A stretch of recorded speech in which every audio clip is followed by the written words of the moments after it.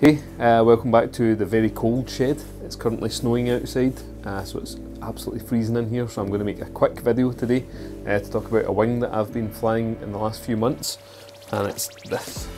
This is the Flyingwings Genesis FPV wing. It's a hot wire cut wing from flyingwings.co.uk, so a UK based company. I saw this wing from a few people on YouTube. I'll put links in the description below of who I saw flying this. But basically, it's a decent sized wing, which is very fast and agile, but most importantly, it's really cheap. So I think I paid about £35 British for this plane, which for what you get is excellent.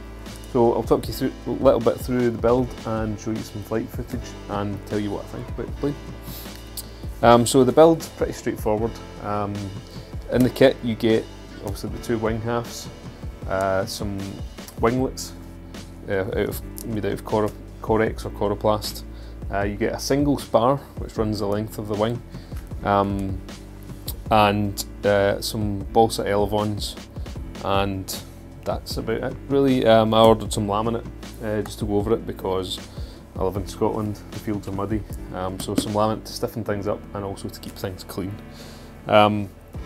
Obviously it's a kit, so no electronics, so I'm running a NTM V2 prop drive motor, which is a 2836 1400 kV motor. I'm running that with an 8x5 Gropner carbon prop. That's teamed up with a 40 amp ESC. I'm running iNav in this build, so under this hatch here, there's a whole host of wiring sins, but I custom made a little 3D box basically, so cut out a hole. That meant I could fit the flight controller directly in. So I have a 5 volt 5 amp Beck also in there, and a 12 volt regulator for the video. So you can see it's a bit of a mess wiring wise, but it does work quite well. Battery wise, running with 3000 mAh 4S on this plane. So the build goes basically glue the two halves together, and then make your cutouts, and that's it really.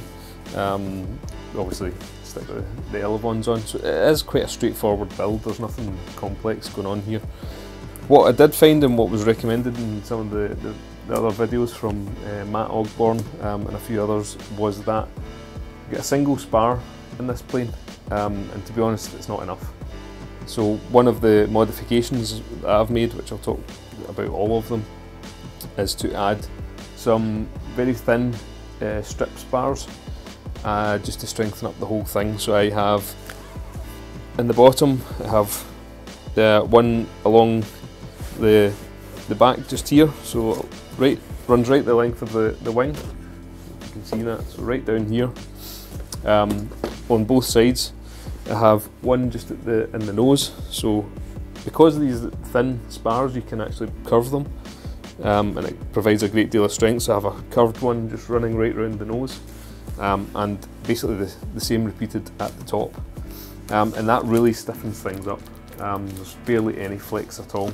The only place where I have found in some of the videos a bit of flex is at the extreme wing tips, so I maybe need to add a bit more strength there. The foam's generally pretty good quality. I'm not sure exactly the type. I'll put a little thing up here of what the type is. Forgot to research that. So I made a couple of changes to this plane. I hate yaw, wag and flying wings, and from watching some of the videos of the existing just standard setup, I think it does have it. So I thought, you know, this plane's not too far off the right wing hardcore series, so maybe the hardcore 44. So I thought I'll make some modifications, including these vertical or vertical stabilizers. So I cut out the original versions just by hand, so that was the originals. So tried to cut the kind of aerofoil shape out and slotted those on. So I've cut a small slot and just glued them on basically. First couple of flights what I did find was that even with the horizontal stabilisers, there's still quite a bit of wag happening. The kit supplied winglets are huge. I can't remember where I've put the original ones, but they're really tall, and what I found was that any crosswind was causing quite a bad amount of movement in the plane, so it made it feel quite unstable in any crosswind. So I ditched the original winglets as well, and I've just cut out some much smaller versions. So I did quite a few test flights, and I was fairly happy. CFG I found best is about 18 centimetres from the nose. I've got just some screws that I put in there just so that I can see that. That I found gave the best performance. Launching the thing is really easy. Basically, I'll favour an overhead toss, as you can see from the video here. And with this motor set up, it's got plenty of power to do that. It just kind of sails out your hand, no issues. Full throttle, this motor will draw about 25 amps roughly, so the 40 amp ESC is plenty headroom. I still wasn't fully happy with the yaw performance. I still found it did wag a bit more than I would like. So I was having a look around at other Flyingwings that have got a good reputation there, and what I noticed was a lot of them have in the wingtips, they have toe out.